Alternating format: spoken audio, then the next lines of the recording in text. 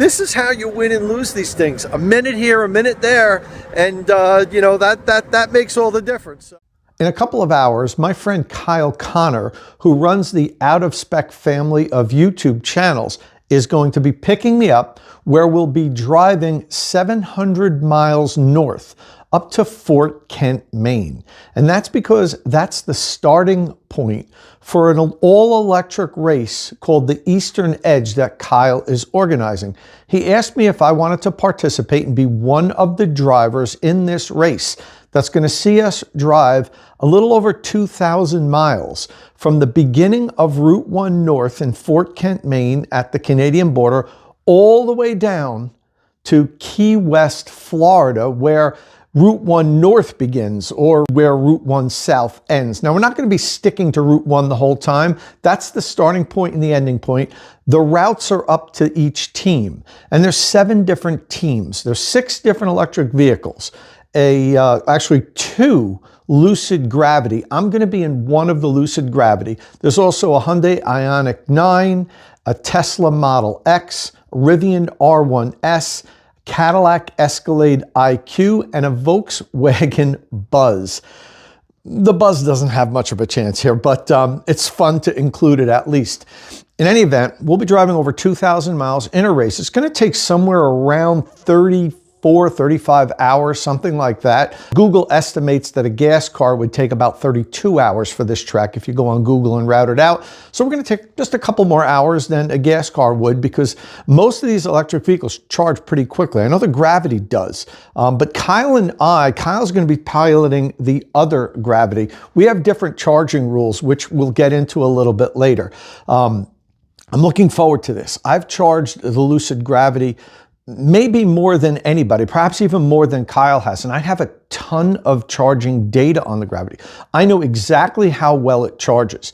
So I know exactly when I should be unplugging and plugging in. The problem is the charging stations don't always cooperate with where you want to plug in and unplug. So there's always going to be on the fly changes. Now, we're going to be exclusively using Tesla Superchargers. We'll get into that a little bit later in the video. And I know from my records that I can pull 220 kilowatts with the Gravity on a Tesla Supercharger pretty much straight up to about 48%. It'll hold more than 200 kilowatts to about 58%. And then it'll hold over 180 kilowatt to about 68%. Now, I don't really want to be living between the 58 and 68%, but it really depends on where the next supercharger site is. And we're going to try to avoid going to the V3 superchargers as much as possible, because you will get derating because the cables overheat. So we're going to really focus on trying to find V4s. There'll be constant changing as we're doing this drive. I know me and my teammates, Michael and Sip, are going to be arguing on which stop we should go to or not, but we are going to default to the data. We're going to run this whole trip based on the data that I have charging. That's going to make the decisions on where we stop and where we plug in. Do we have a chance of winning this? We have a good chance of winning this. The Escalade is going to be tough to beat if that team manages their stops properly and don't have charging problems. Kyle's team's going to be even harder to beat because they have the same vehicle that we have, and they're allowed to use more stations than we're allowed to. We'll talk about that in the video. But also, luck is going to be involved here. The stations that they plug into might have issues. We've seen this with other networks. Tesla seems to be the most robust, consistent charging experience, and we're going to be using exclusively Tesla sites. So the other teams, while they might be able to pull more energy at other sites, could also encounter problems. And all it takes is 1 or 2 serious charging problems, and you're done. You've lost the race. Okay, with that said, Kyle's going to be picking me up in maybe 2.5 hours if he's not late. Knowing Kyle, he's going to be late. It'll probably be 4.5 hours. Which is just not worth it because we're already getting to Tom now 2 hours later than we anticipated, and then we have a 3.5-hour drive. Macan. Oh, hey, buddy. Nice. With rear steer. Yeah, we're getting to Tom super late, and we have to leave like at 5 or 6 a.m. Yeah. So we may not even have a... And then we're going to head up to Fort Kent. It's going to be super cold, snowing when we leave. And the funny thing is, we'll be starting this race. It'll be snowing below 30 degrees. Then we get out of the car. a day and a half later, and it's going to be 80 degrees and sunny in Key West, which I'll be looking forward to. With that said, let's head up to Fort Kent and get this thing going.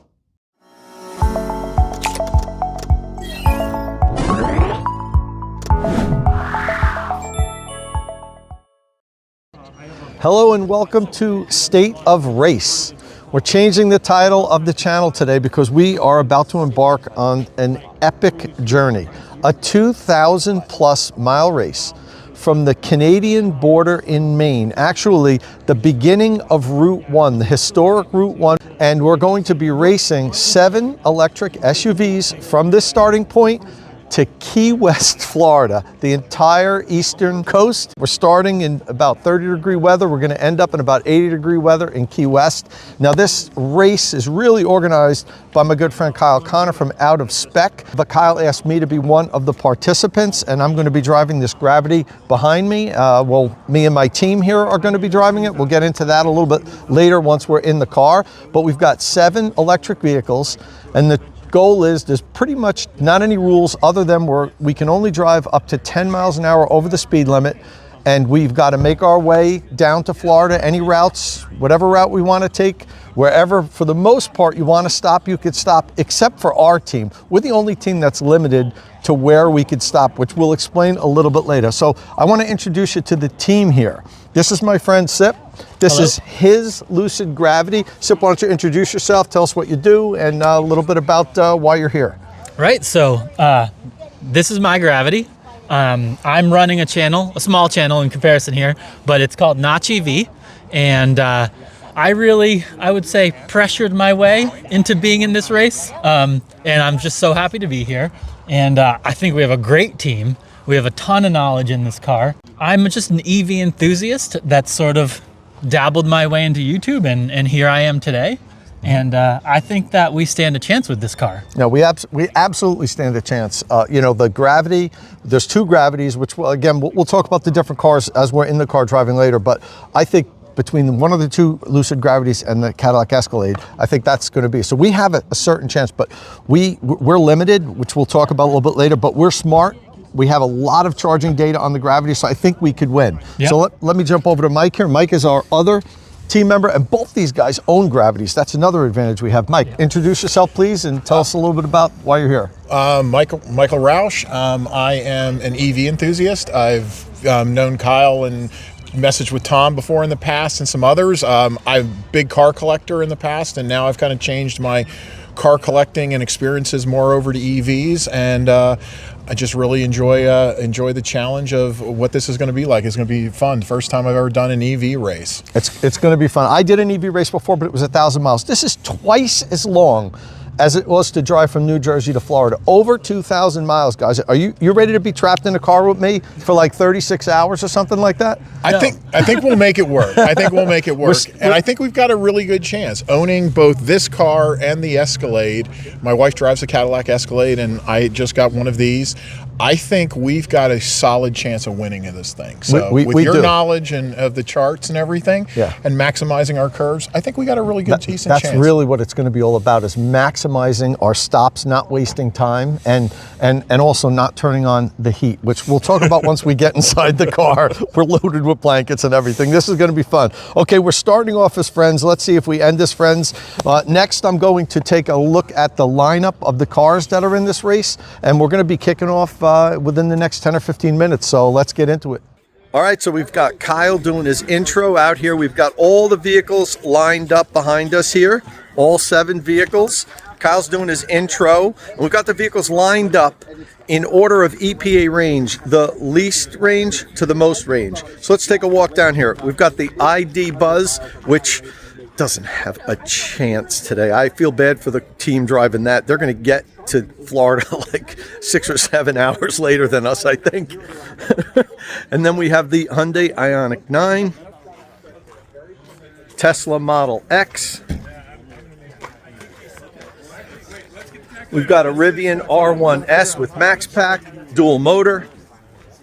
And then we've got the Lucid Gravity that Kyle's going to be driving, and he can stop at any DC fast charger, Superchargers and other networks. That's the big advantage that they have over us. They can use any charger, but us right here in this Gravity, we're limited to using only Tesla Superchargers. So we have to either get lucky or really smart to be able to beat those guys, because they can stop anywhere, but we have to use Superchargers, which are going to charge much slower than the 400 kilowatt chargers that Kyle and his team can stop at. And the Gravity can accept 400 kilowatts. So we'll talk a little bit more about charging strategy once we're in the car with my team. And then following the back of the pack, the vehicle with the longest range, the Cadillac Escalade IQ.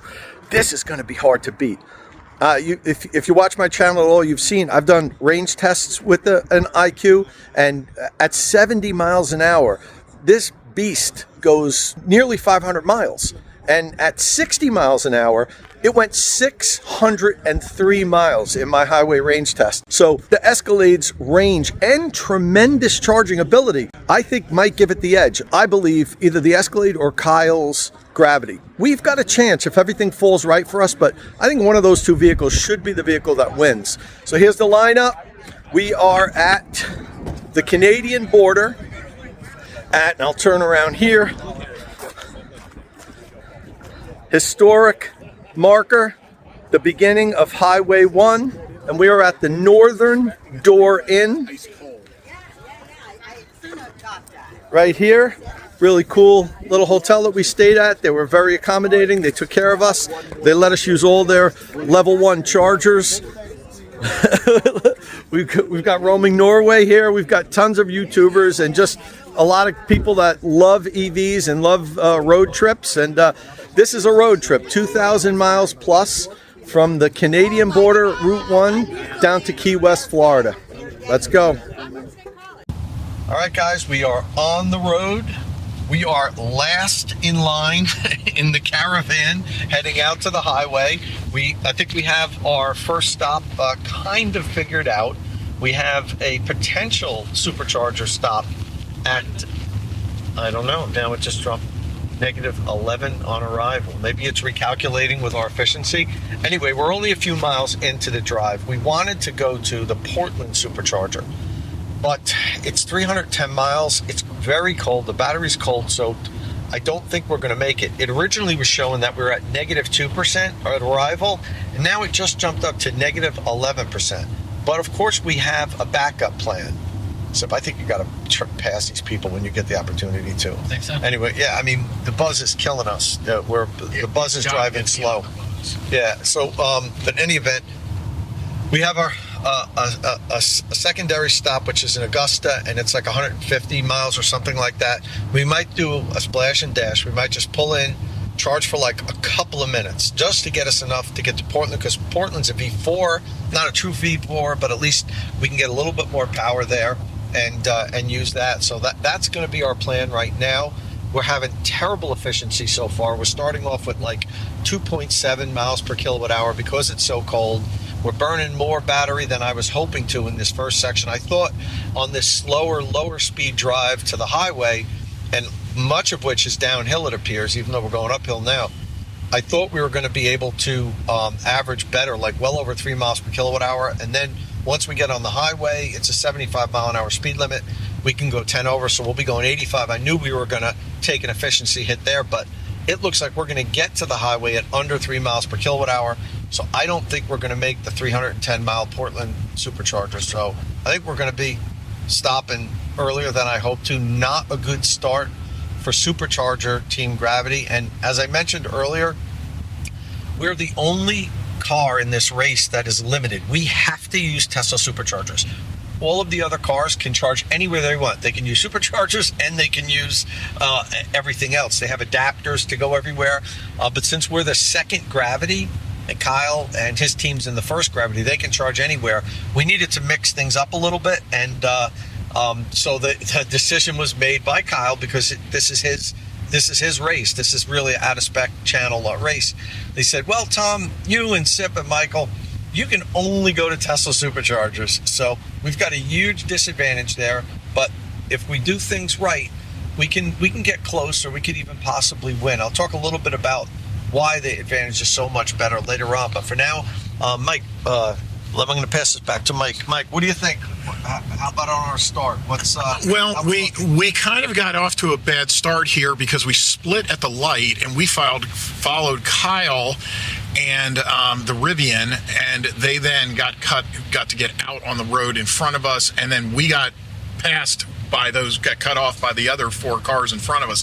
And unfortunately right now, the Buzz got into a little bit of a lead, and it is holding up the Model X, the IQ, and us. And so we are just getting further and further away from the pack because the Buzz can't go any faster because they won't make it. They have to maintain their speed to a certain level for their efficiency. They really are limited on range, and unfortunately it seems like they are doing everything to block everyone else behind them.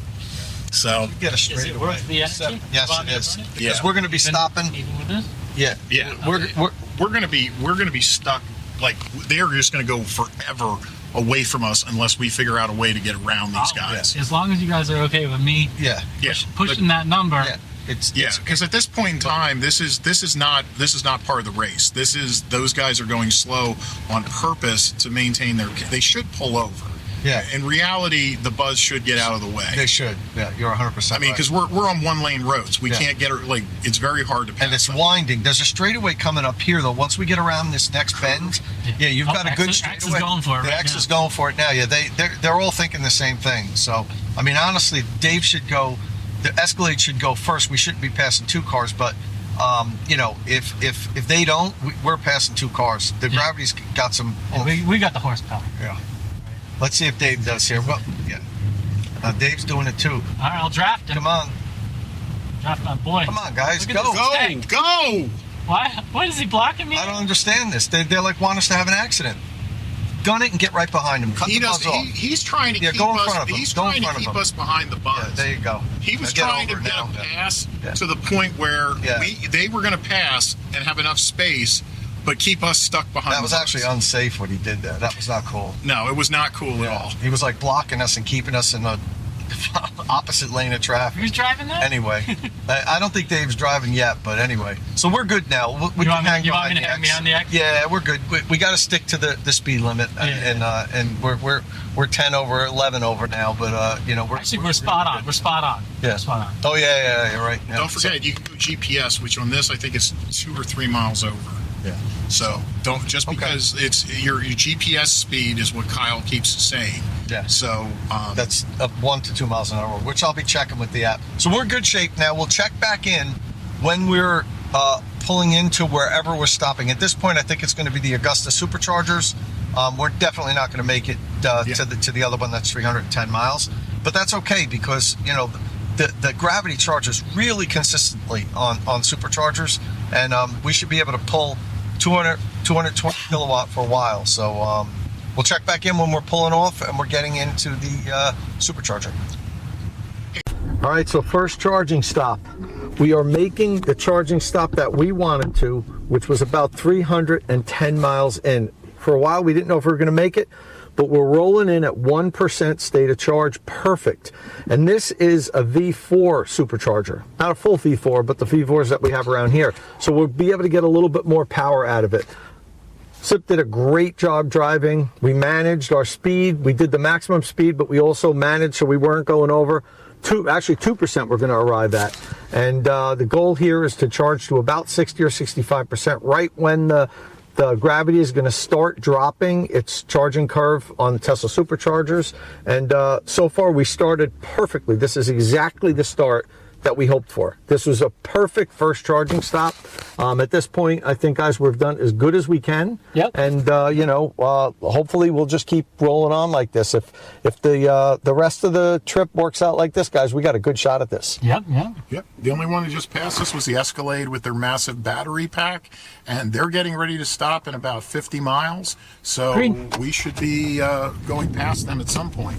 Yep. Everybody else has already stopped and to charge, so as you expect, the Escalade is going to be the last vehicle. It's got the longest range, but we held out too, and we're pulling in, driving from 99% down to 2%. Perfect. So we'll check back in when we get ready for the next charging stop. So about 5 minutes after we pulled in, Kyle's team in Gravity 1 showed up also. Now the interesting thing is their plan was to come here, but then all of a sudden as we're driving down the highway, they just bolted off the highway. We thought they just decided they couldn't make it and bailed to go to another charger, but we find out now they had what they call a medical emergency. Someone in the car, I won't name names, had to go to the bathroom and couldn't hold it in for the next 20-minute drive that it took to get here. So they went off the highway, they took care of business, and then got right back on onto the highway and came here. And that gave us a couple-minute advantage. So this is how you win and lose these things. A minute here, a minute there, and that makes all the difference. So we're charging down there, they're charging here. They're only gonna stay for a couple of minutes. They need to add about 18 kilowatt hour because their plan is to go to a 400 kilowatt hour Alpatronic charger, which is 50 miles from here. We can't use that. We have to stick to Superchargers. So we're going to be heading about 200 miles is going to be our next stop. So we'll check in there and see how well we're doing. But right now, so far so good. We're, I think, we're probably technically in the lead at this point because we went the farthest and now we're charging. We didn't go the farthest. The IQ is still driving, but we're going to be back up to 65% in about 21 minutes and back out onto the road. So right now it's looking good for Supercharger Gravity team. Check back in a little bit. Those guys called ahead and figured out there was a Jersey Mike's there and got sandwiches. They ordered it, yeah. Yeah. Well, they're totally experieed, I'm like, that was such a fucking good, that's like such a pro move. Well, they're pros, So they've been doing these cannonball runs and these drives, forever.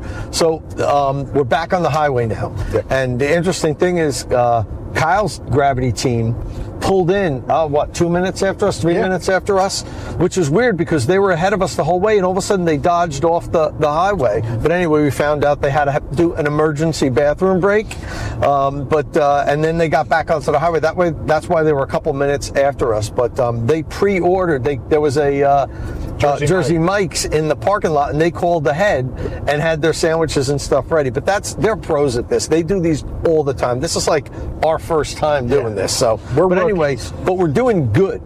That was perfect. We were there for 25 minutes exactly charging. We went from 1% up to 64%, exactly what I wanted to. We unplugged once the Gravity started dipping below 200 kilowatt, and now we are 156 miles, I think, from our 169. 169. Wow, I thought it was shorter than that when we were looking before on the.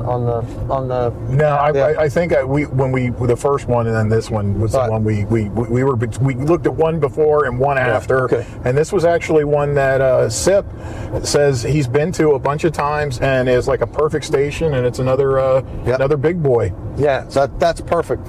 So we'll roll into there in saying 2.5 hours now. We're still 168 miles out. It's another Tesla V4, so we should stop for about the same amount of time. Actually, probably a little bit less because we're going to roll in at a higher percent state of charge. We're probably going to get to around 10% state of charge. So we're probably only going to be there 18 minutes, something like that, and then continue on. I'm not going to check in at every charging stop because, as you can see, it's getting dark now, and the recordings overnight really stink in the car, even though I have a light here. But we will check in from time to time, and I'm keeping data of every stop.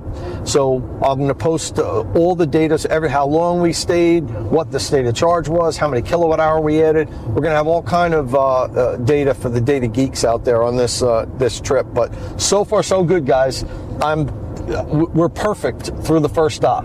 Like you said when we talked about this was like a perfect scenario for us to stretch as far as we did to this stop. Mm-hmm. We couldn't have done anything better. We didn't have to slow down. We didn't have to slow down. It was max speed. Yep. Perfect charging speeds, everything. So we got very, very good data and ended up making it work. Yep. Now we're locked in at 10 over, and we've got 2.5 hours to drive, and we'll check back in when we're in Connecticut.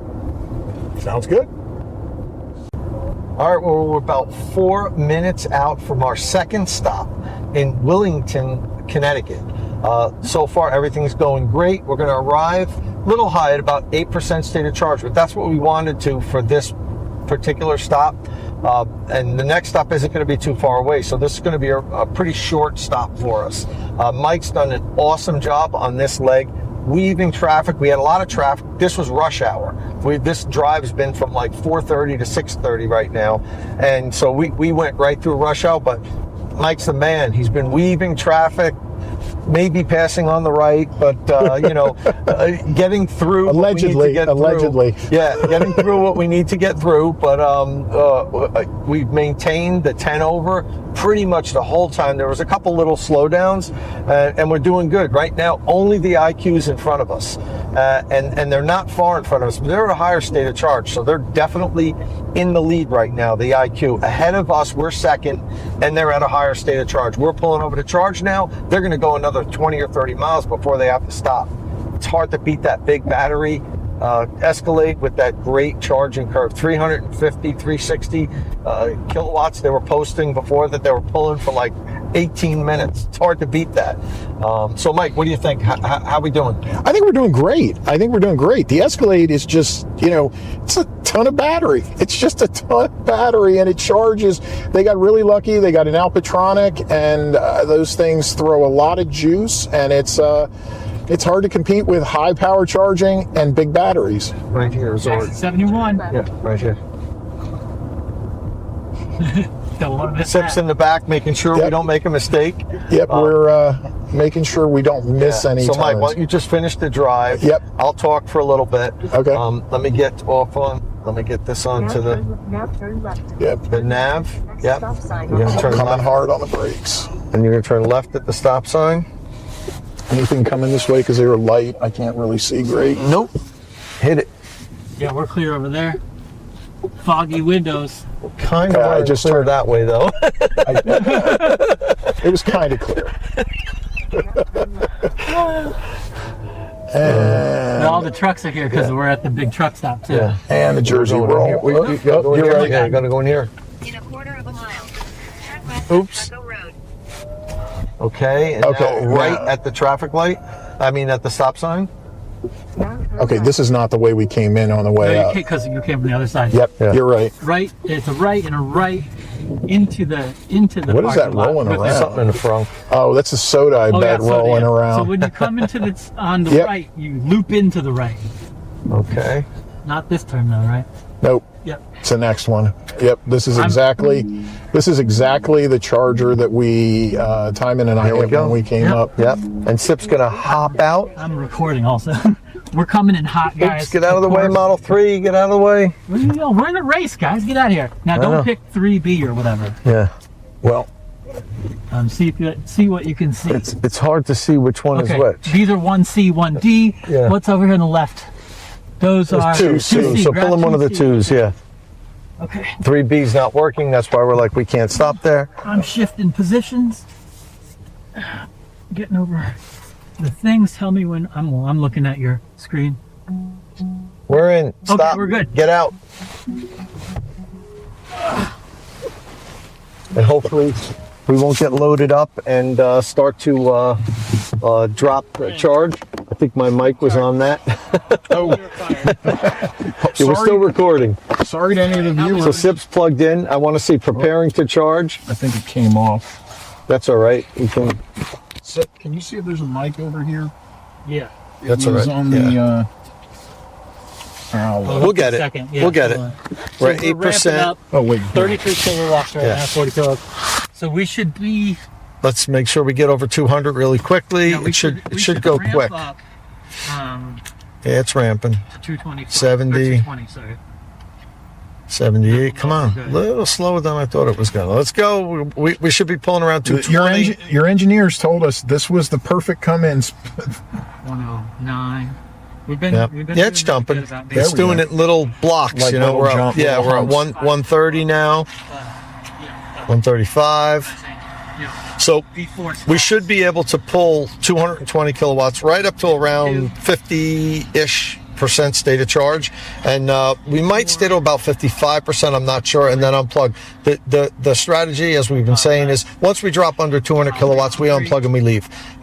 There's no need to stay. The next stop isn't too far away. We're only going to be, I think it's 150 miles or something like that. Or Yeah, I think we got another 150, and then we're Okay, we're capped out 221. Yep, there we go, 220. So we got it. And so this is going to be a little bit shorter than the last one. I think about 18 or 19 minutes we're going to stay here. And you know, then we'll be on to the next one. And I'm not sure if we're going to continue to record at each charging session overnight, but at some point we'll check in maybe a couple stops from now and give you updates on the rest of the stops. We're in good shape right now. Everyone's behind us except for the Escalade. Kyle wasn't too far behind us in the other Gravity, but they can drive farther. And they're going to hit a 400 kilowatt charger. So it's going to be tough to beat those guys that can charge at 400 kilowatts. It is. It's definitely going to be hard. So we'll see what we can do. Hey, any state of charge? This guy's the man. Like and subscribe. All right, so stop number 3. We're in East Windsor, New Jersey. So we're in my home state. We pulled in with 6% state of charge. Again, a perfect stop. We are currently pulling 221 kilowatt, which is exactly what we want. Now the next stop's going to be tricky. After we get out of Jersey, we have to kind of figure out, we don't have a lot of really good options, so we might make a short stop, only a little more than like 110 miles or so, and then a long one after that, because we don't have anything really good in between that we found yet, at least. So we'll have to see exactly how that works out, but so far so good. I think we haven't made any real mistakes. We're plugging in and unplugging exactly where I had hoped it would be. So so far so good, guys, and we'll see how this thing goes. We are in the lead right now. We are the lead car, but that doesn't always mean you're in the lead, because as we're charging now, 2 or 3 cars are going to pass us that they're at a greater state of charge, and they're going to charge down the road. Of course, when they pull off, we'll pass them, and that's how the whole trip is going to go. You know, maybe 1,000 miles in, 1 or 2 cars might start to separate themselves from the pack, but right now, other than the Volkswagen Buzz, which is very far behind, and the Ioniq 9, they're not doing as well as I thought they would. But the other Gravity, the IQ, the Model X, and the Rivian are all within striking distance of us, and they're probably all going to pass us while we stop here for about 18 to 20 minutes to charge. So that's how tight we're all packed together. Check back a little later. All right, so we pulled into Bellair, Maryland at Tobin Crossing. Sip is doing the job of cleaning the windshield, cleaning off all of the cameras, and he's even cleaning the glass roof, getting us ready to go. Mike's coming back from a quick bathroom break, and we are charging up to probably about 60% before we head off to our next stop, which is going to be where, Mike? Virginia. I gotta look again. It's going to be a short drive. It's only like what, like 100 and... Is that one's 159 or something like that, right? It's 110. Oh, 110. We are going to Stafford, Virginia. All right. Just ahead of the Richmond Highway. Next stop. Getting late. We need coffee. Next stop, Stafford, Virginia. Only 110 miles. That's because there's not a lot of options on the next stop, so we're stopping quickly, and then the next stop after that I think is going to be about 160 miles. So I'm going to run inside the Royal Farms now. Here we go, and grab something to drink and come back out, and we will head on down to Virginia. Checking in at Kinley, North Carolina. We are beyond the halfway point. More than halfway to Key West. Yes, it is now, God, I don't even know what time it is. I think it's like 5:30 in the morning, sometime around there. And we're more than halfway. We're rocking it. We were in first place by a little bit, Kyle and the other Gravity were behind us by like a quarter of a mile when we pulled off to charge. But they had like 40% battery. So technically, even though we were physically in front of them, they were kind of ahead of us because, you know, at that point we had 5% battery and they're only a little bit behind us. So they continued on. They're going to go on for a ways more. We're going to charge up to about 55-60% here. And the next stop, I think, is around 150 miles away. And we will check in then. It should be daylight by then. But we're at this cool new supercharger site in Kinley, North Carolina. I think it has 14 or 16 stalls. It has canopies. You see the Tesla up there, Tesla here.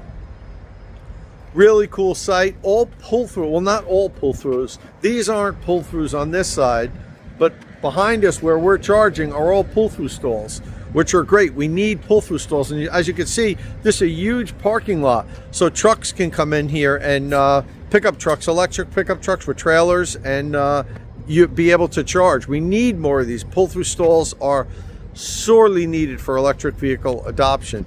Anyway, so we're rocking it, man. And we had a problem at the last charging site. Number one, we plugged in at the supercharger and we were only getting like 147 kilowatt. It was stuck at that.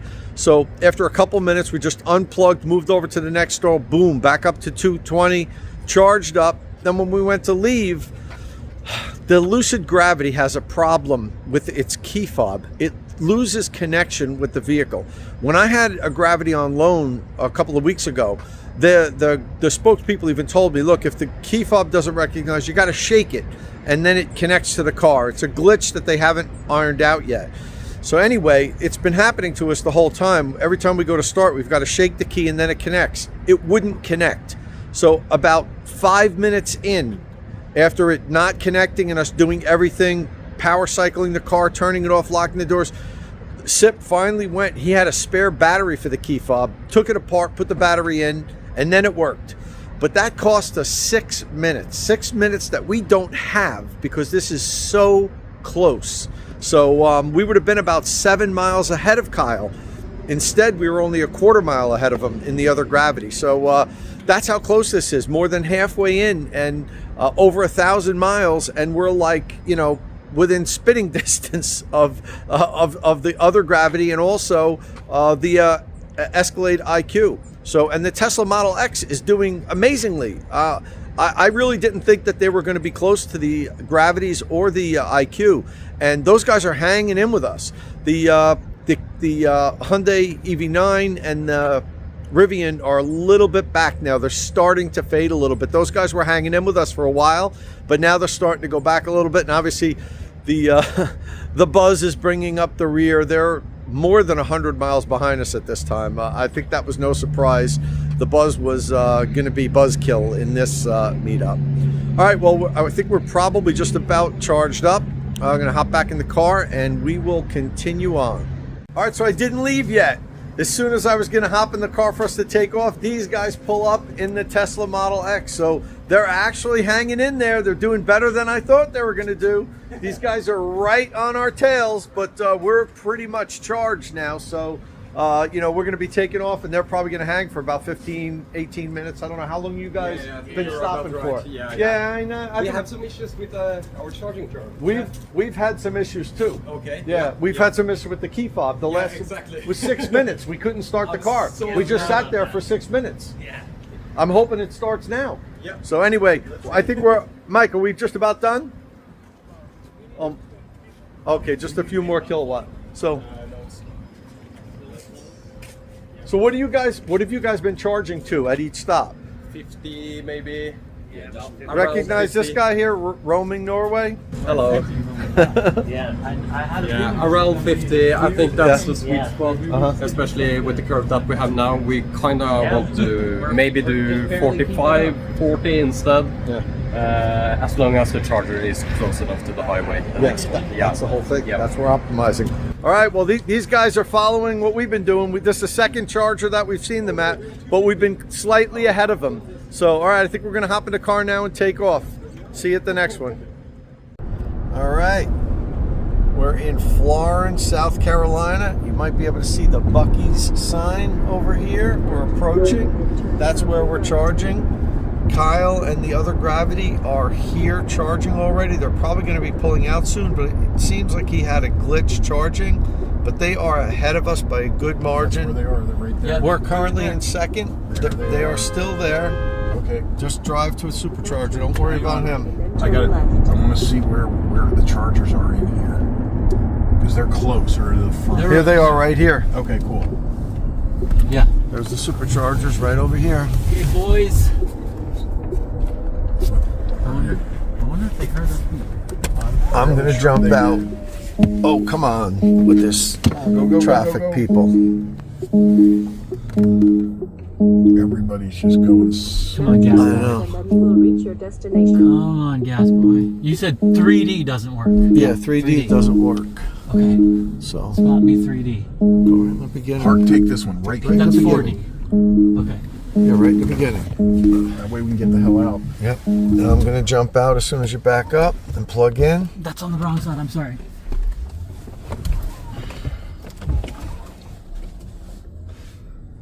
Backing in. Okay. Get it close enough because these are the short cables. Yeah. I'm out.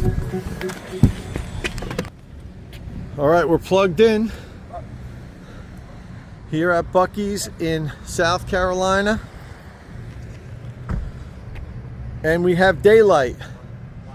Kyle is with the other Gravity on the other side of Buc-ee's. He's at a Mercedes Charger, and he only got up to 44% and the vehicle stopped charging. So we don't know if he's going to unplug and leave or just stay here to try to fix it. But we are here plugged in. We're going to be here for probably about 18 minutes. Head off to the next one. So Buc-ee's in South Carolina says hi. We're in good shape. We're still in second place. The Model X should be pulling in soon though, because they're really on our tail. They're the competition for us at this point. We've got to stay in front of the Model X. Dave with the Escalade IQ is also in the back there, but I think the Model X has them by a little bit at this point. So we'll check back in a little bit after we've charged up, and we'll see who's in what position. Hopefully we're still in second. All right, we're pulling into Pooler, Georgia Supercharger. Sep's doing the driving over here. Mike's in the back. I'm riding shotgun. And Turn in here. This one next one? yeah, next one. You see him? Yep, It's in the back. it's right in this marketplace. Yeah, it's in the back. It's behind it. Yep. Go to the next thing and then pull in or Into here? cut in here. Yep, there they are right there. Oh, Go yeah. right Oh, in my here. God. Yeah. Oh, we're going the wrong way. That's Who cares? okay. We don't care. I've seen Dave wash his car here. All right, we've got 7 open stalls, 4 in use.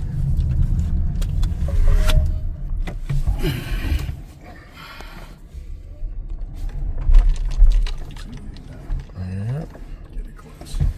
Get a little bit closer. Because these are the short ones. Yeah, I know. A little more, a little more, a little. There we go. Good. Okay. Pull again.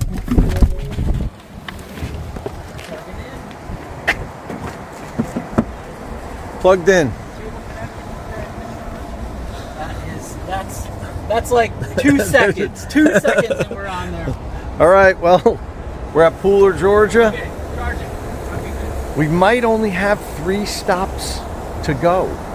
We're trying to run the math. It's going to be close, but we might be able to do 3, or it might be 3 and then 1 quick splash and dash. But we'll know after the next stop, which is probably going to be at a Buc-ee's. So we'll check in then, but we are getting close, guys. We're almost in Florida, and we could taste the finish line. All right, update, guys. We are 1,652 miles in. We have about 400 miles to go. The good news is we are in second place. The only vehicle in front of us is the other Gravity, the one that Kyle Connor is driving. No surprise. Kyle gets to stop all the fancy charging stations, including the 400 kW jobs. We end up stick to the 220 kilowatt superchargers. I'm not complaining. Well, I guess I am complaining a little bit. Maybe a smidge. Maybe just a smidge. But that said, that this made it challenging for us. And I'm actually glad that we did this. Yeah. Because, you know, we had to be smart. We had to be good. We had to make every charging stop count in order to beat every other vehicle in this race.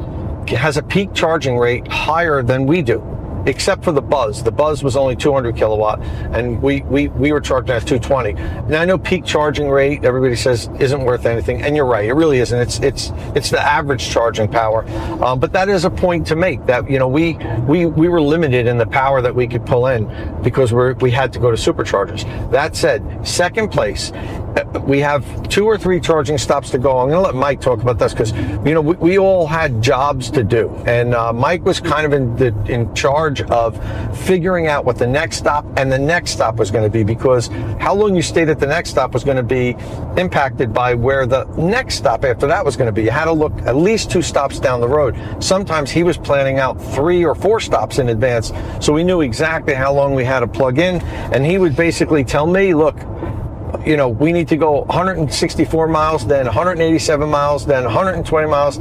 Tell me what we need to charge to it. I'd do all the math, and we'd be like, okay, we need to be to 52% on this one, 64%. And so far, we've rocked it. And that's why we're in second place. The Tesla Model X is behind us. I think they're the only ones that have a chance to beat us right now. Well, I won't say that. We could have a catastrophic failure at the next charging stop. Let's not say that. Yeah. I don't want to put the juju out in the world. Yeah, I know, but you know, these things happen. We actually had a big lead on them before the last charging stop, but we got nailed in a traffic jam, and they gained like 15 or 20 miles on us. Yeah. That we had like a 20-mile lead, and we're stuck in traffic, and then we took a shortcut to get to the charger, and it might have ended up being a long cut, but I'm not sure. I think that you knifed through that pretty good and got us bound there, because it was either going to sit and crawl or actually make progress. Yeah, so we were moving, but I don't. Maybe it made sense, maybe it didn't, but we were trying.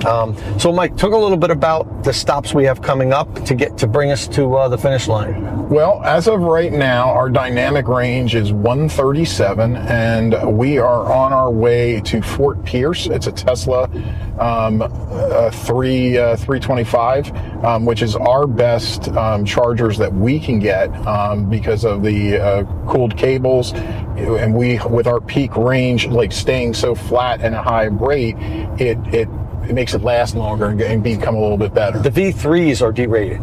So if we go to the V4s, with the cooled cables, we're not having a problem. We're getting the peak all the way. So we've learned to try to make it to those, which made it challenging. Yeah, and on top of that, we were also trying to find them as near to the highway as possible, because it doesn't do us any good to go 5-10 miles off the side of the road to get a little extra charging from it. So, but we're 120 miles out with 136 in the tank, 42% battery. We're going to Fort Pierce. Now, ideally, I think, looking at our route plan, we're going to hit Fort Pierce for about 20 minutes, and then we're going to hit the last charger in South Miami for 5 minutes, if everything goes perfectly, and then we're not stopping. We're and that's it. And then we're going to Key West. And we should barely make it, but we have the consumption rate down to a science now, and we know exactly what we need to do. By the time we get there, we have a comfortable enough lead, I might charge an extra percentage or 2 just to give us a little cushion. Yep. But we can watch where everybody else is on the Life 360 app, so we know where everybody is. We know that we're comfortably in second place now, and if that holds, we'll probably stay, instead of 5 minutes, maybe 7 minutes, just to give us a little bit of cushion, just in case. But we know the Model X is behind us, and they have to charge again, and they're doing very short bursts. And we're going to run this down to 7%, which actually for the Gravity, from what we've learned, is actually a really ideal spot to come in and charge at. Right around between 5 and 7%. We got that from Lucid. Is really the sweet spot to plug in at. So the engineers were like, it's not worth it going to zero. Going lower. And my charging recordings that I've done in the past prove that out. So it actually has been better to have a little bit of a buffer in there. The vehicle takes power quicker and ramps up faster. So Tom's not going to say this about himself, but he's been our secret weapon. His charge tests and his graphs have been like the secret war plans for this race. We have so much going on here, but it's all your testing too. And my previous charts, I brought all my Lucid Gravity charts, so I know exactly from what state of charge we'll be able to get. These are made by my daily writer at evchargingstations.com, Mark Kane. He puts together these awesome charts for me. So Mark, thanks for helping out. And it's cool because like we just tell him like, okay, this is how far we got to go. This is what the battery is. This is what is running, and you can just watch the wheels turn. And he's looking at the charts and he's going, we need 63. We need 63. And it's been spot on the money. We have been. So hey, that's why we prepared for this, and it looks like the Gravity is going to come 1-2 in this 2,100 mile race. These vehicles are great vehicles. I mean, they still have some software things that they have to work out. Yeah, to be honest, there's still some software glitches. We even had some software glitches here today with the key. With size key, it sometimes doesn't connect, and that would cost us like at least 6 minutes. So, but I will say, the car itself is such a great car. It charges so well. It's comfortable. It's extremely comfortable. The driving dynamics and handling and the comfort is just unreal. Like it's been a joy to do this. I don't think I would have done this in say I don't know if the Buzz would have been my style, but the Buzz is fun. It's fun, and the Buzz is going to bring up the rear here. They're going to be way behind everybody. But the thing about the Buzz, like the Volkswagen, it's a lifestyle. The Buzz. When the original Volkswagen bus came out, people weren't racing across the country. They were taking their time. They were partying, stopping at a concert, driving to the next town, maybe smoking something they shouldn't be smoking. And, I mean, that was like, it wasn't about getting from point A to point B as fast as possible. It was a lifestyle thing. And, the Buzz isn't the fastest charging or longest range electric, say, SUV or bus or whatever, however you want to classify it, but it is a cool vehicle and it looks really cool. And but unfortunately, those guys, I think they're still in another state. They're going to get home at like the middle. We're going to get to Key West at like 10 o'clock at night. They're going to probably get in after midnight. Well, after midnight. Well, I think we're talking middle. Yeah, they literally are in another state, but they had fun doing it. So let's get up here. So. Thoughts on this is your vehicle, it's your Gravity. Have you had a good time here? What have you learned? I have had a good time, and I found it funny that you guys said it was so comfortable, since we've literally been running 2,000 miles with no climate on, and it's just stuffy in here. Yeah. But I mean, you guys covered everything really, really well just now. Well, did this give you a different perspective on your vehicle? You've got about 5,000 miles on it, right? I mean, you've had it for a few months, but you've never done anything like this in it. I think we just like dialed in like all the little minutia of it and like really figured out all the little details. And I think that like we've done so well on this race, and it's because we've been so consistent. Like we haven't slacked. We didn't slack in the middle.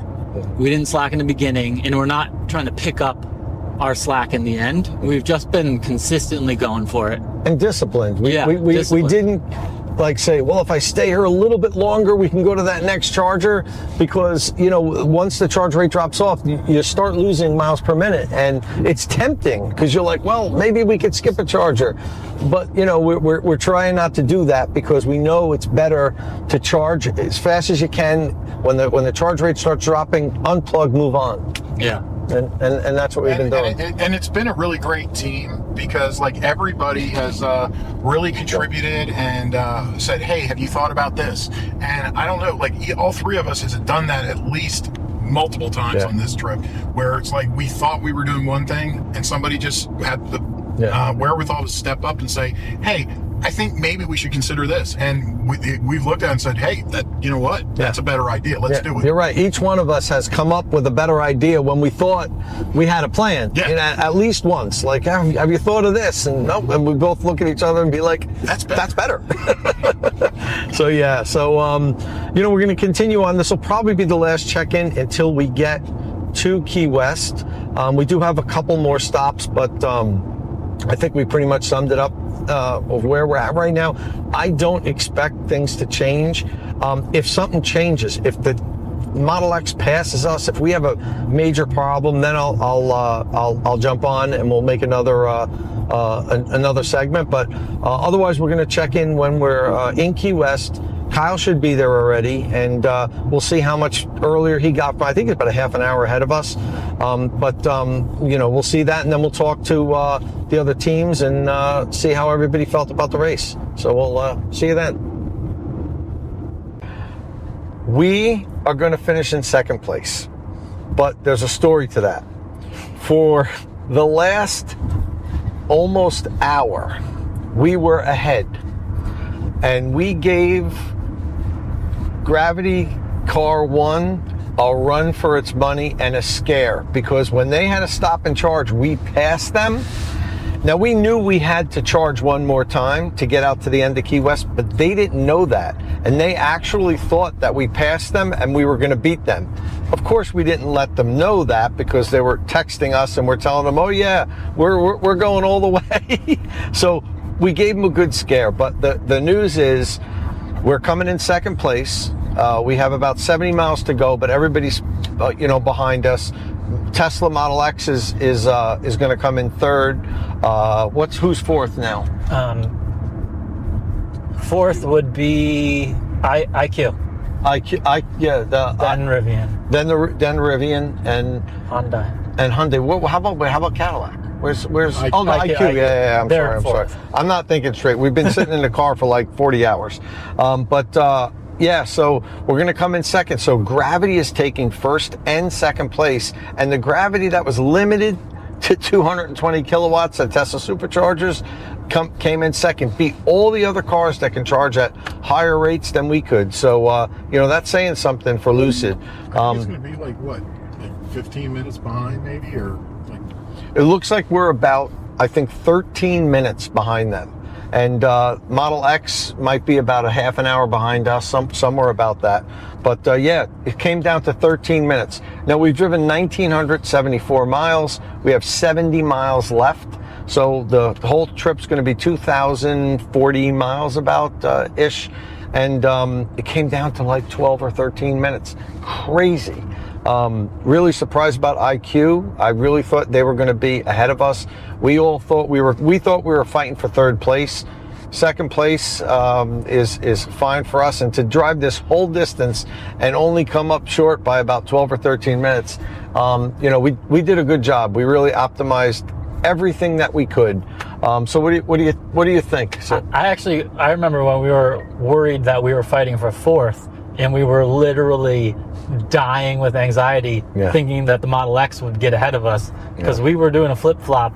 Every charging stop, they'd be ahead of us, we'd be ahead of them, but then we just gradually, stop after stop, added some kilowatt hour, and we separated ourselves from them. But those guys did a super job there with the Model X. Now, unfortunately, we got off to a late start yesterday morning, later than we thought, because we had some car charging issues. The cars that were charging overnight, the circuit breaker tripped, the cars weren't charged, we had to wait before we could leave.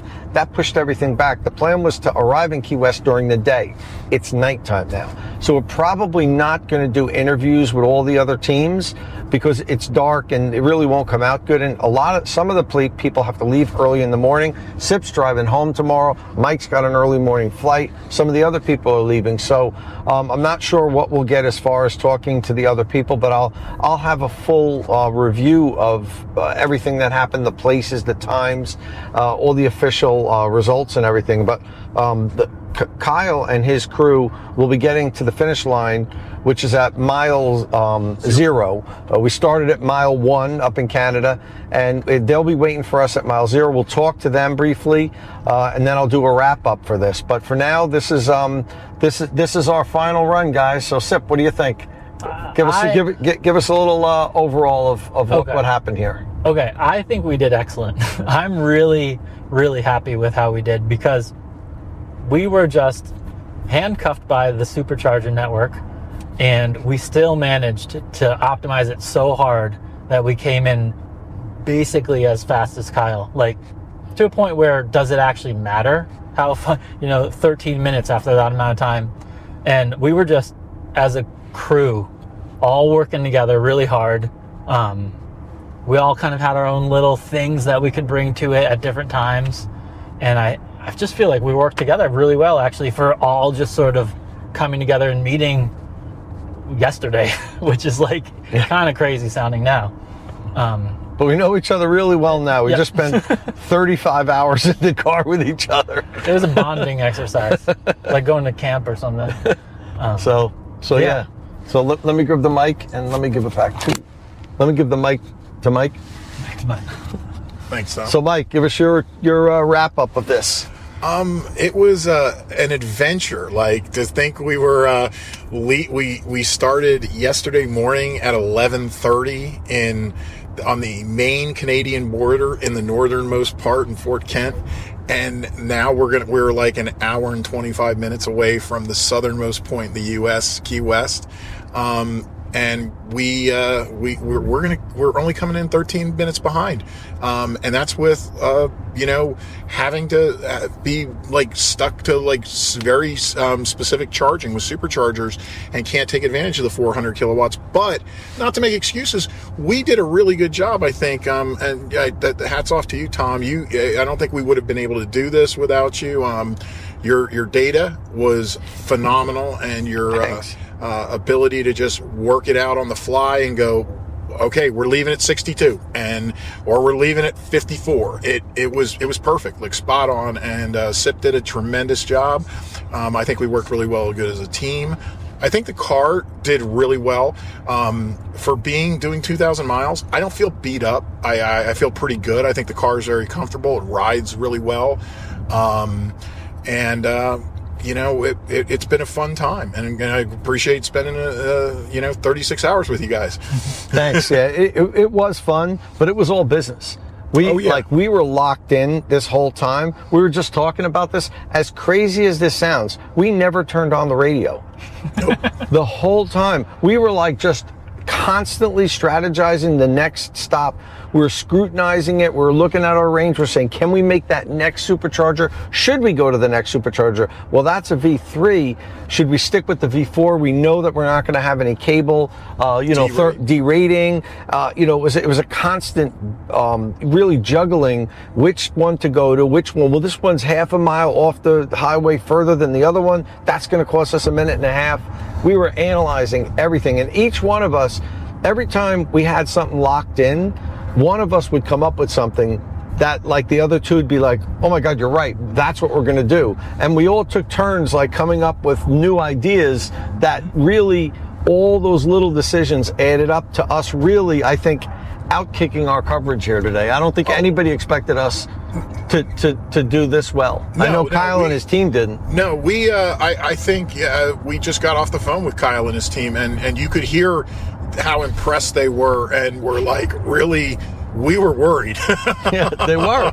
They were legit worried. We had them in their sights, and we thought we were actually playing for third place. We really did for a long time, and we were just like, keep working the problem, and we did a great job as a team. It was awesome. Yeah, and listen, I just want to thank you guys for being part of the team. I want to thank Sip for bringing his car and participating. Now he's got to drive home tomorrow back to New York from Florida. So he's got to go to work. So you guys did a great job. It's been great getting to know you, and listen, not saying that I want to do it again with you, but it wasn't bad at all. We never had any fights or anything.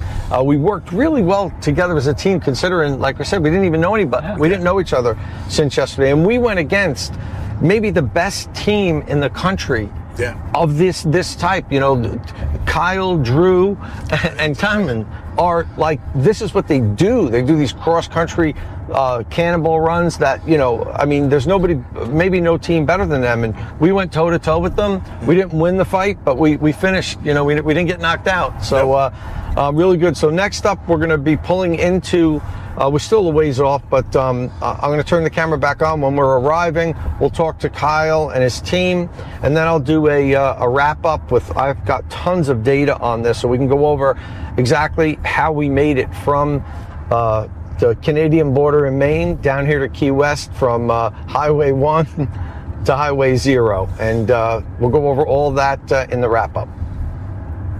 This is the finish line. I think it's that sign there. See the sign? There's the Gravity. Route 1, there's Gravity. Where's the sign? Right straight ahead. Route 1. End. Oh no, begin. That's the begin. There they are. Yeah, there they are. They want you to drive up. Yeah, pull up. Don't hit him. And I killed Kyle. And we're here. Yay! Congrats, guys. Congratulations. And congratulations to you guys, too. Let's come out. Oh my God. Welcome to Key West. Oh, God. Drew, congratulations. Kyle, my friend, congratulations. You killed it. There he is. How are you? Good job. I think we all did a great job. You know, I mean, this was again to charge. This was as close as it could get. I mean, this was great. We were talking about that. We pulled up to the corner. It was 9:02. You gotta be right here. Gotta be right here. And oh, you gotta be right here. Okay, because we started at 11:22. I marked it down on my thing, my official starting time. So it's 23 hours and 31 minutes. Oh, so maybe a good benchmark is under 24 hours. Yeah. Wait, we did this under 24 hours? No, 34. I'm sorry. Oh, I was gonna say. No, 34 hours and 33 hours. 33 hours and 31 minutes. No, I do know. I'm telling you, 33 hours and 31 minutes. Google Maps said. So. What is Google Maps? Oh no, it was 32 hours. Google Maps. Yeah. No. Yeah, no, I have all the times and everything written down. If I had just an RS6 Avant, I would have been here yesterday. Yeah. Next time, let's race RS6, Blackwing, and M5. Yeah. Turn over the speed limit. Let's just cruise. Yeah. let's get those efficiency numbers. Yeah. Well, cool. You guys did it. How's the car? What state of charge? 8. We ended at 9. We're going to park ours overnight and see if the SOC changes. And then, but here's, like, I'm a little concerned about, like, getting out of here. Do you have a means to charge them? Of course I do. Okay. I'm just going to have a bunch of dead cars around? Yeah, well, we thought maybe. Well, we know there is, but he might not be able to make it. It's 27 miles out. Oh, yeah, our hotel is level 2 charging. Oh, you do? Good. And it's not, wasn't listed on Plug Share, though. Yeah. Of course. Yeah. They've got them blocked off, and they have a bunch of NEMA 14. Cool. All right. Awesome. So we should be set. So you got charging. You're all set. Yeah, I'm ready to shower. So how far is the Model X? Because if they're far, we can go check in. I think they're far enough. Yeah. So then we should check in. We could check in and everything. Car Yeah. on the charger. I'm going to leave mine to calibrate low SOC. Awesome. Ready to check in. Yeah. Go to bed. I already set the Uber up for 6 a.m. So I'll take your footage from you. I have. Yeah, we'll airdrop. We'll do a big airdrop. Most of the footage we shot can you tell how with far that is? With Sip. Oh, they're pretty close. Tom. Most of the stuff I did was feels like more like color commentary. 25 minutes. They were doing charging So how far is and it our was more hotel? like, hey guys, what do you think about this? Like, we're here. So you can go through it. Yeah, it's probably terrible, but Everything's appreciated. So no, we can grab a drink at the hotel bar and then take your footage. Oh yeah, the hotel's down towards the entrance. But you can go, like, our rooms are listed. All right, well, that's pretty much a wrap. We are here. Here's the sign. They did a good job. Yeah. Begin. Route 1 North. Looks like we were, if my charts are correct, 33 hours and 32 minutes. 31 or 32 minutes, I'll check. So almost 24 hours and 20, almost a full day and 10 hours driving from the beginning of Route 1 South to the beginning of Route 1 North down here in Key West, Florida. We're probably not going to do wrap-ups with all the individual teams because it's getting really late and they're going to come in at all hours. I mean, the buzz isn't going to get here until probably like 3 a.m. But what I will do is get all my data together and then do a summary and add some additional information on this epic drive down the entire East Coast with Out of Spec Studios. We'll see you then.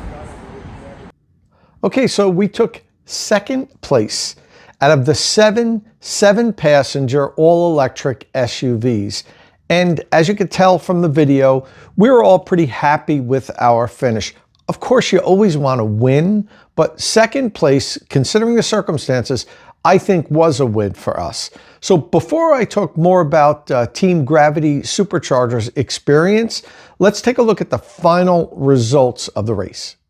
So as you saw, first place went to the other Lucid Gravity team. They rolled up to the finish line at 8:42 p.m.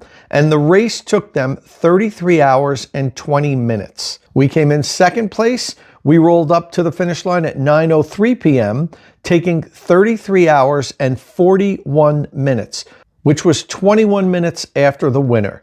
In third place was the Tesla Model X. They pulled in at 9:29 p.m., meaning it took them 34 hours and 7 minutes, which means they finished 47 minutes after the winner. Fourth place went to the Cadillac Escalade IQ. They rolled up at 10:38 p.m., which was 35 hours and 16 minutes of driving, 1 hour, 56 minutes after the winner. Fifth place went to the Rivian R1S. They rolled up at 10:46 p.m. and they almost beat the IQ. So they took 35 hours and 24 minutes, which was 2 hours and 4 minutes after the winner. Sixth place went to the Hyundai Ioniq 9. They pulled up at 11 o'clock p.m. on the nose, taking 35 hours, 38 minutes, which was 2 hours and 18 minutes after the winner. And bringing up the rear, as expected, in seventh place was the Volkswagen ID Buzz. Man, those guys didn't pull in until 3:09 a.m. and it took them 39 hours, 47 minutes in total, which means they pulled in 6 hours and 27 minutes after the winner. And now let's take a quick look at the efficiency. The Tesla Model X was the most efficient vehicle in the race. It ended up with a consumption rate of 3.12 miles per kilowatt hour. The second place were the two Gravities. Gravity number 1 finished up with a 2.8 miles per kilowatt hour average, while we finished with 2.76. That's so close, I'm just going to call it 2.8 for both. Third place would be the Hyundai Ioniq 9, 2.4 miles per kilowatt hour. Fourth place would be the Volkswagen ID Buzz with 2.3 miles per kilowatt hour. Fifth place is the Rivian R1S with a 2.2 miles per kilowatt hour average. And the big behemoth Cadillac Escalade IQ brought up the rear with a consumption rate of 1.8 miles per kilowatt hour. And while you might look at all those consumption rates and say, wow, that's really not good, don't forget this was a race. We were allowed to go 10 miles over the speed limit at all times. And quite often that was a 65 or 70 mile an hour speed limit. So we were cruising at high speeds. And also, when we started off, we're up at the Canadian border in Fort Kent, Maine, and it was cold. So the first half of the trip was really in cold winter weather. So you had the cold temperatures on top of us speeding, and that's why the consumption rates really weren't good. And nowhere's near what most owners will experience with these vehicles over the long term. All right, so now let's talk about our specific experience. Now, you probably heard me, if you watch this video, complain quite frequently about the fact that we had to charge at Tesla Superchargers and the other Gravity could charge wherever they wanted to. Now, that was all in good fun. When we took on this adventure, we knew that was going to be the rules. If it was really a big problem, I wouldn't have done it. And when I talked to Kyle about this, we thought it would be interesting to compare having one vehicle charge just at Tesla Superchargers and the other vehicle be able to go wherever they wanted to. Because a lot of people view the Tesla Supercharger network as superior, reliable network to the other networks. Even though some of the other networks can charge at higher speeds, they feel that the reliability is better, so they really exclusively use Tesla Superchargers, even the vehicles that are not Tesla makes. So we thought it would be fun to do this and see, well, if all you ever wanted to use was Tesla Superchargers compared to using the other networks, what would it look like on a super long trip in a race like this? The funny thing is, though, once the race started going, the competitive juices start flowing, the adrenaline starts going, and then me, Michael, and Sip were just like, we want to win this thing. You know, it was no longer an experiment on which network was better. We wanted to win. So that's why we quite frequently, and a lot of times off camera, were complaining to each other as we would pass by like a 400 kilowatt DC fast charger. Michael would be like, oh, do you think we could just pull off and no one will see us? We could scoot in there for 10 minutes and pull out, but we didn't. We played by the rules, and it ended up pretty darn close. And, you know, just so you guys know exactly what I'm talking about with the difference, I know people grasp that you can charge faster at charging stations that can deliver more energy because the Gravity can accept up to 400 kilowatts. Let's just stop for a second and take a quick look at just what the difference is so you know what I'm talking about. All right, so I've had the opportunity to charge a Lucid Gravity many times. And as I've said in the video, that's one of the advantages we had. I had all of its charging characteristics plotted out on a number of graphs. If you take a look at this graph, this is 4 different charging events from 0 to 100%. The red line represents a charging session I did on a 400 kilowatt Ioniq charger. The black line is on a Tesla V3.5 supercharger. The blue line is on a 350 kilowatt EVgo station, and the green line is on a 400 kilowatt charge point charger. Now you can see here, when you plug in at a low state of charge, the difference is enormous. The Ioniq and ChargePoint stations that are 400 kilowatt stations delivered 400 kilowatts up until about 15% state of charge, while the 350 kilowatt EVgo peaked at more than 350 kilowatt. You can see here, it delivered up to about 380 kilowatt before it started lowering down right around 20%. But this whole area here that you see is an advantage that the other vehicle had over us. Now, if you take a look at the Ioniq station, there was a severe derating there. I don't know what happened with that. It was either the vehicle or the charger, but that's not representative of the ideal charging curve. But the thing is, you don't always get the ideal charging curve. So this yellow area here represents the optimal advantage that they could have. It doesn't mean they're going to get that advantage every time, but it's a huge advantage. Up until about 53% state of charge, if the charger's delivering the power properly and the Gravity's charging properly, there's a huge advantage the entire time. And if you take a look at the Tesla V3.5 supercharger recording, you could see here that it's pretty linear. Now, right around 46%, it starts tapering a little bit, but it holds it up until about 58%. And that's why during this race, I've said we will not charge beyond 58%. That is the hard stop for us. Ideally around 55%, but at 58%, we had to unplug at that point because we're losing time if we continue to charge. And now let's take a quick look at the time to charge charts.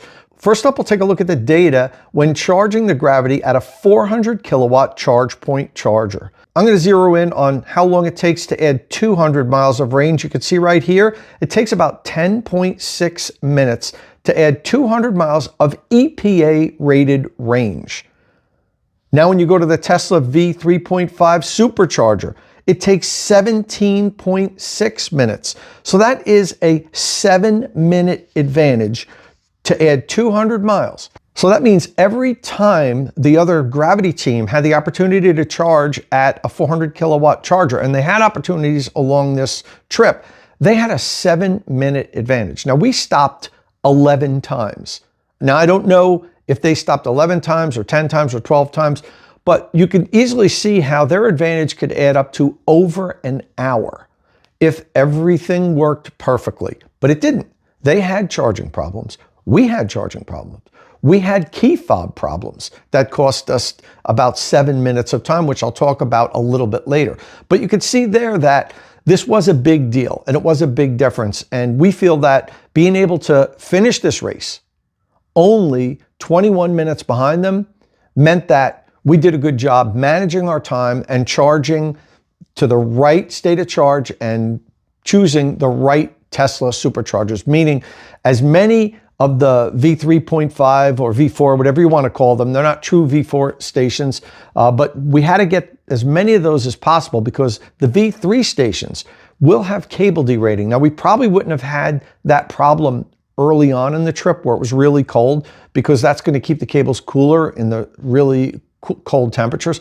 But the second half of the trip, we did everything we could to avoid the V3 superchargers because we knew pulling 250 kilowatt or 220 kilowatt, which is the most we could pull for 15 minutes or so, they were going to derate. So we really worked hard to find the right superchargers. And, you know, whoever wasn't driving, the other two guys were just constantly looking ahead and trying to figure out, well, if we stretch it, we might be able to make this one. And I think we did a good job nailing all the right ones. We made many decision changes on the fly, and it all added up to, I think, us doing a good job. We had a few problems at a couple superchargers, which I'll talk about next when we go over the full charging data of the entire trip. And there's a lot to consume here. I'm not going to read everything, but let's take a look at this entire trip for Team Gravity Supercharger on paper. So let's take a look at the first two legs of the race. I'm not going to go over everything. As I said, if you really want to read it all, just stop the video or take a screenshot of it. So we started out in Fort Kent, Maine, and our starting state of charge was 99%. Our ending state of charge for that leg was 1%. If you recall in the video, we nailed it. We were able to make that first charging stop with just 1% state of charge. Now, we started the race at 11:22 a.m.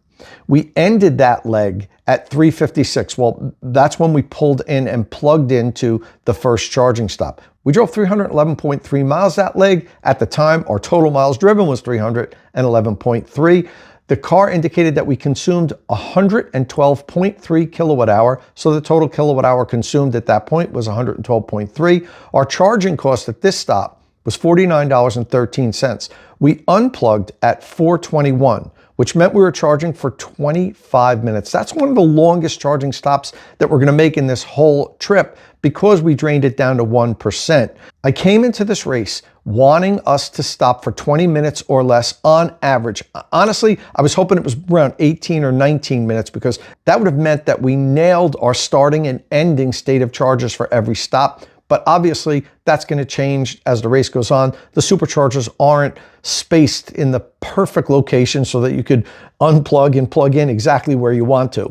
During that charging session, we added 81.9 kilowatt hour. And in that leg, that Gravity averaged 2.77 miles per kilowatt hour. And our first stop was at Portland, Maine. Now go to the second line. We start at Portland, Maine. We charged to 64% at that first stop. So our starting state of charge is 64%. We drove it down to 8% in this leg. We started at 4:21. Well, that's when we unplugged. The ending time of this leg was at 6:46 p.m. We drove 170.6 miles. At that point, we had driven 481.8 miles and we consumed 64.5 kilowatt hour in that leg. So the total kilowatt hour we've used so far in this trip was 176.7 kilowatt hour, and our charging cost at the second stop was $35.10. We unplugged at 7:05 p.m., so we were there for 19 minutes charging. We added 67.5 kilowatt hour, and in the second leg, we were less efficient. We averaged 2.63 miles per kilowatt hour, so now our overall average was 2.72 miles per kilowatt hour, and the second stop was in Willington, Connecticut. Okay, so as I said, I'm not gonna read down all of these here. You can take a look at those, but I'm gonna point out a few things. First of all, let's go down to the bottom. Our average starting state of charge was 61.33%.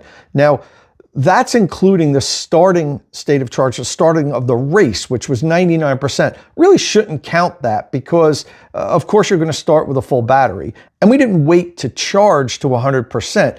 So if we eliminate that first stop, our average starting state of charge for each leg was 57.9%, which is only a little bit higher than what I wanted. I wanted to unplug at every stop between 55 and 58%. So we're there, but we're at the upper edge of where I wanted to start at. And if you take a look at the ending state of charge, we averaged 8.5%, which is almost perfect because we wanted to pull into each charging stop at somewhere between 5% and 8%. We're a little higher than what we wanted to do, but part of that's because of a problem we had later on, which I'm going to talk about next. And I know a lot of people might say, well, why don't you want to take it down to 1%? If this was a shorter race where there was only 1 or 2 charging stops, I may have done that. But on this long race, where the car's being worked for 33 hours continuously, driving at high speeds and then recharging and going right out onto the highway, we had to be concerned with BMS sway. And that's because the vehicle hasn't had time to properly calibrate its state of health. And Lucid even warned us about this. They said that you should try to aim to stop at around 7% state of charge. They were concerned on the second half of the trip that the car wouldn't be calibrated properly. Typically, when you go on a long road trip, most people don't drive more than 600 or 700 or 800 miles in a day. You might have 2 charging stops, and then you stop at a hotel if you need to go farther. And your car's parked, and during that time while it's parked, it's recalibrating its state of health. And that's why sometimes when you wake up in the morning after driving on a long road trip and you look, your state of charge might be a little bit different than what it was the night before. This type of, and I'll say it's borderline abuse of the vehicle, where it's driven 33 hours straight without stopping and just DC fast charging, going on the road driving at high speeds, DC fast charging on and off for 33 hours. The BMS doesn't have time to properly calibrate. So I was concerned if we constantly drained it down to 2 or 3%, we might run out at one of the stops, and that ends the race for you basically. So our ending state of charge at 8.5 was acceptable. I would have preferred it to be about 7, but part of that was because of the other problem we're going to talk about now. If you take a look at the stop in Ashland, North Carolina, you'll see that we stopped for 24 minutes. I intended to stop for about 17 minutes on that stop. We had the next 2 stops plotted out, so we only needed to make a quick stop in there. However, we unplugged at the state of charge I wanted to be at, but then we had a major problem. The Gravity wouldn't turn on. The Gravity has a known issue with its key fob that sometimes it just doesn't turn the vehicle on, even if you have it in the vehicle. And Lucid's answer to it, so far at least, is to just shake the key fob, and then it generally works. I had this issue when I had a Lucid Gravity on loan a couple of months ago. 4 or 5 times it wouldn't turn on, but every time I picked up the key fob and just shook it, the car woke up and turned on. Now, during this race, this was happening, but every time we shook it, it turned on. It wouldn't turn on in Ashland, North Carolina after we finished charging. Major problem. So after a couple minutes of trying to get it to turn on, we locked the door, we walked away from the car, unlocked, locked the door, did everything we could. The key fob was working, it just wouldn't turn the vehicle on. Sip decided that he needed to swap the battery. Maybe that would work. So once we decided we had to swap the battery, luckily he had an extra battery on him. We decided to plug the car back in. While we're sitting there trying to figure this thing out, we might as well be getting some extra kilowatt hour. So that's why we stayed for 24 minutes. Sip swapped the battery, and then the vehicle turned on, so we were able to unplug and leave. But we ended up staying about 7 minutes longer than I wanted to, and that affected the next stops that we had planned. You can see here we charged to 63%. We only wanted to charge to about 50% on this stop. But these things happen with EV races. The other teams had problems. This was our big problem. But at least we got the car to turn on. We were able to unplug and keep going. Okay, next up, let's take a look at the total miles driven. The entire race was 2,043 miles. The average amount of kilowatt hour that the vehicle reported we used per leg was 61.36. The total kilowatt hour that the vehicle consumed in the race was 737.1. The total cost of charging on this trip was $367.71, which, by the way, is more than what it would have cost to drive a gas vehicle over this distance. Now let's take a look at the charging time in minutes. The average stop was 19 minutes and 64 seconds, which was actually pretty good because, as I said, I wanted our stops to be somewhere between 18 and 20 minutes.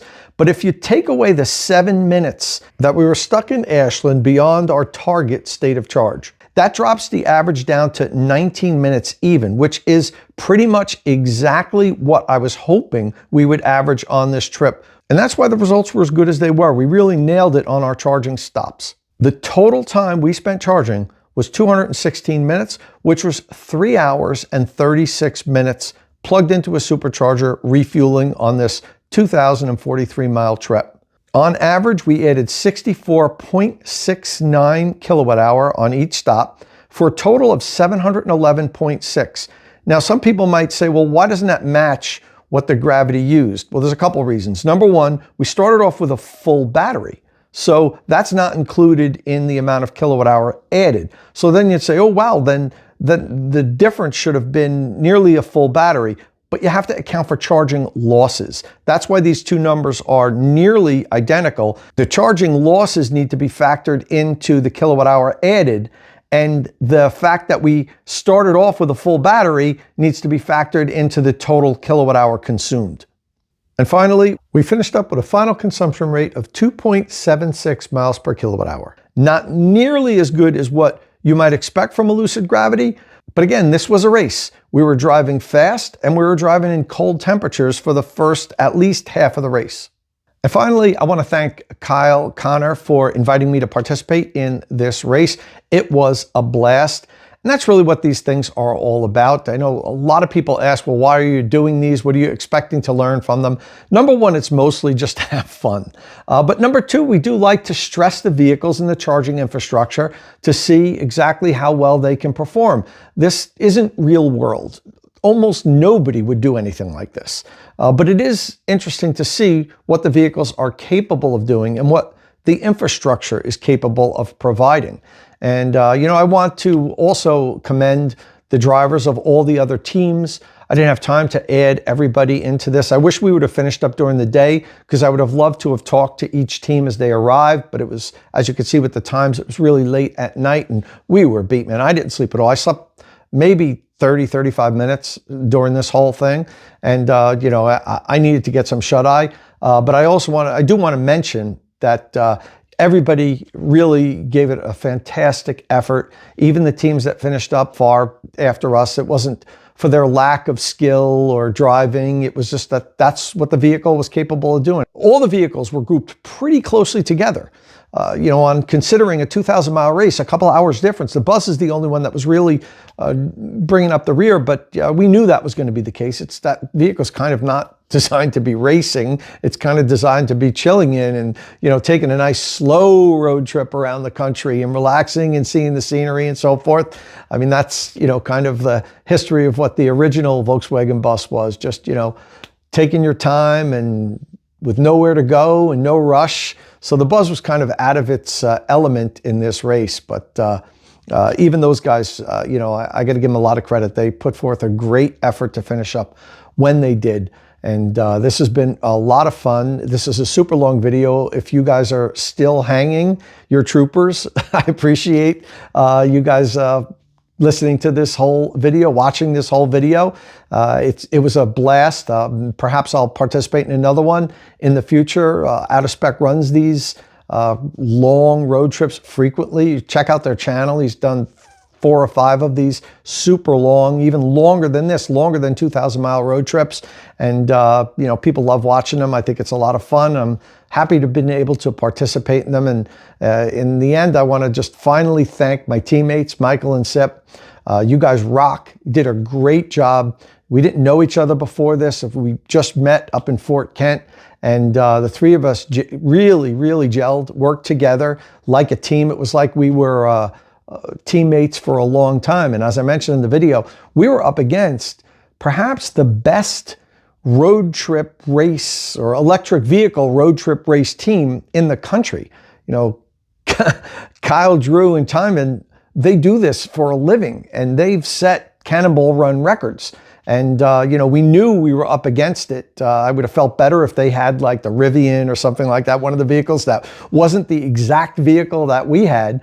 But like I said, we did this to see how the networks would perform. And they had problems charging, which was expected. We had problems charging too, not as much as what they had.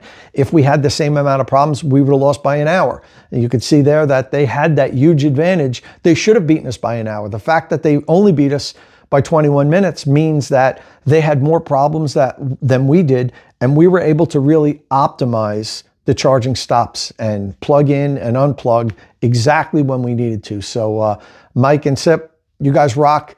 I couldn't have done it without you.